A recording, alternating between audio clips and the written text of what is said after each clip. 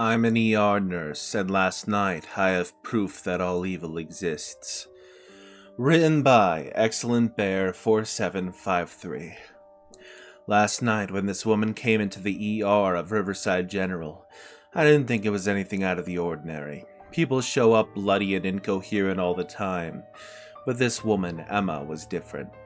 She was wearing a green military jacket, the lining slashed to ribbons, as if she'd attacked it with a kitchen knife. She'd fractured 3 ribs and gouged her arms raw, but the damn thing was still on her, clinging like it had been sewn to her skin. I've been a nurse for 14 years. I've seen addicts rip out IVs and men twice my size foam at the mouth, but what Emma said shook me to my core. And for the first time in my life, I believed evil might exist. Blood bubbled from between her teeth, and a gruff voice that didn't sound like it belonged to her said, "James, Perry wants to know if Kathy's okay. Tell me she's okay." I'm getting ahead of myself here. I haven't slept in over 24 hours, so you can understand. Roughly a year ago, I was working at the graveyard shift. It was 5:15 in the morning, and the doors of the ER flew open. A family of 4 was rushed in, all of them with gunshot wounds. 2 of the 4 family members were dead on arrival. An old man in his late 70s and a woman in her 40s. The old man was from a self-inflicted gunshot wound to the head. He had shot his whole family. One of the family members was still conscious, a man named Perry. We were trying to stop the bleeding when he gripped my arm and whispered, "Is Kathy okay? Tell me she's okay." Kathy was Perry's wife, and she was already gone. None of the family members lived. No one but me, Perry, and the other medical professionals in the room that morning know that he asked me that, and Perry died 30 seconds after I lied and told him she was going to make it.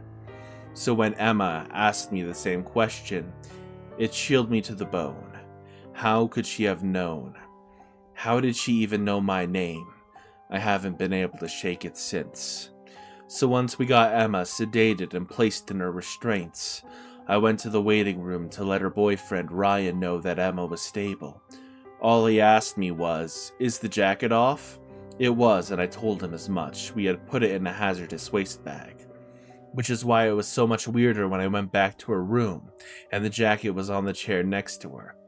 Its sleeve brushed my arm as I stepped closer, sticky with dried blood. I couldn't imagine any of the hospital staff would put a bloody jacket back in the room. It didn't make any sense. And that's when I noticed Emma's eyes were open, like she was staring into my soul. "Tell me what happened to Kathy, James." Her voice gruff again. "How do you know about that?" I asked her. Her eyes closed and she fell back asleep. I moved through the halls, asking anyone and everyone on staff who had put the jacket back in Emma's room, but no one seemed to know what I was talking about. It got to the point where I started getting strange looks. One of my colleagues asked if I was feeling okay. I wasn't. I'm still not. I went back to the room and the jacket was gone. So then I checked the storage room. The jacket back in the hazardous waste bag. I have no clue how it got there. I was afraid I was losing it. I was told to go home and get some rest. I didn't want to. I needed to figure out what the hell was going on. But I was basically forced to leave. I went back home. I had a couple drinks.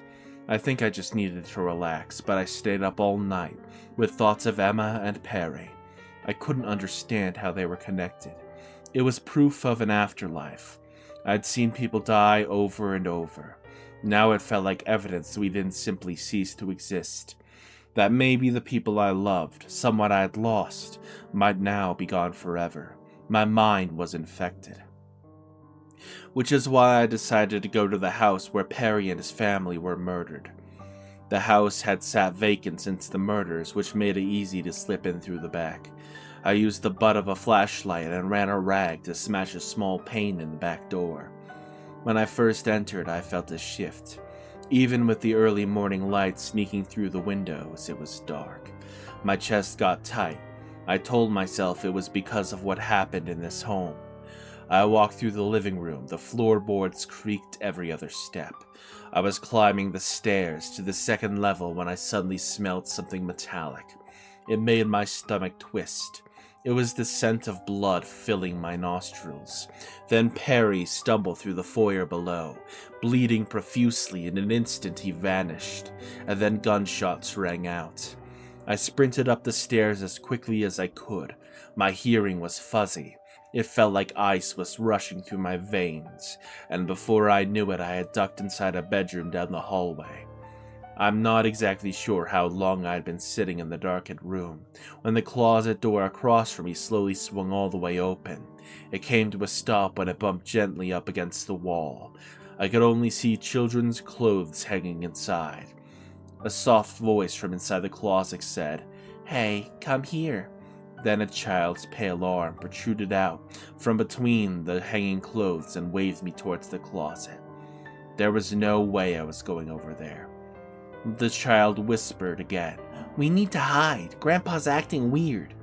I was terrified, both by what he said, but also the thought of moving towards the closet.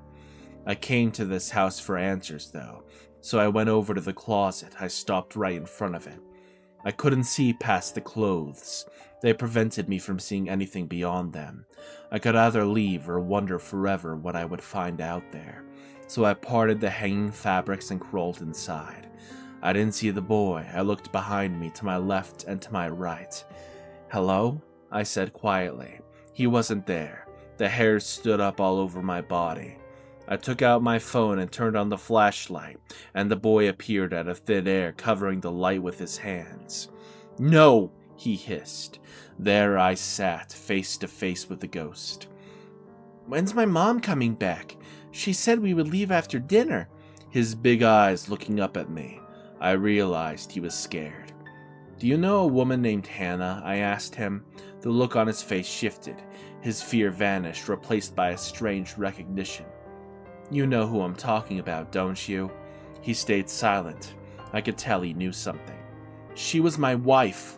I can't tell you how badly I wanted him to say something, and I think he was about to. Then we heard Fury's footsteps pounding up the stairs from below, and I snapped back to being scared. "Shh." He cut me off with a harsh whisper. He backed himself further into the closet, hiding as best he could.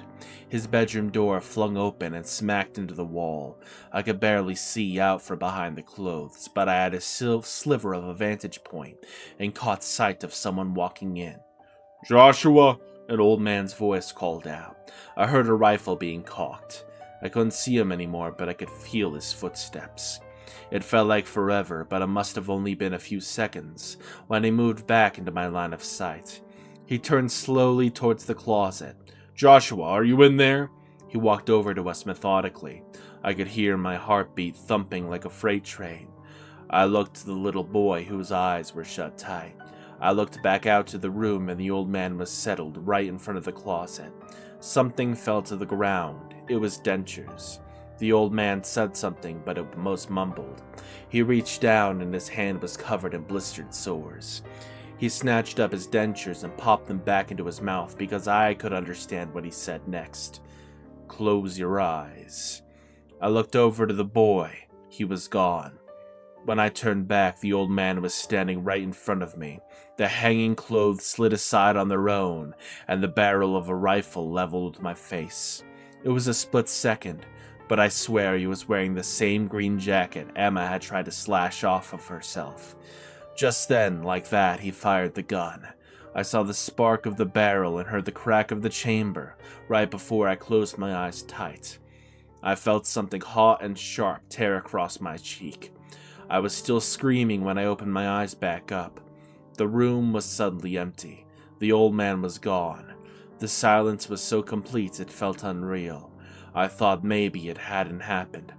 Then I felt it, a warm trickle sliding down my face.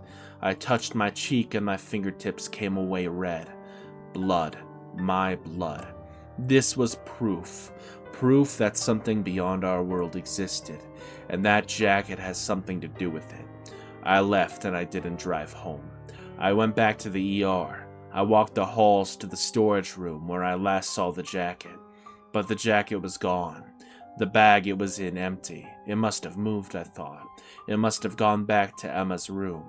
I walked in and she was asleep.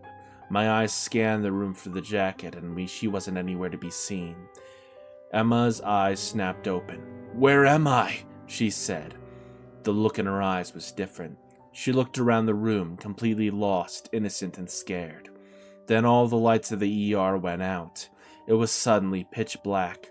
The noise of panic began to swell in the room from outside. And then I smelled smoke. Cigar smoke. It was strong, so strong I began coughing, choking on it. The red glow of a red cigarette appeared.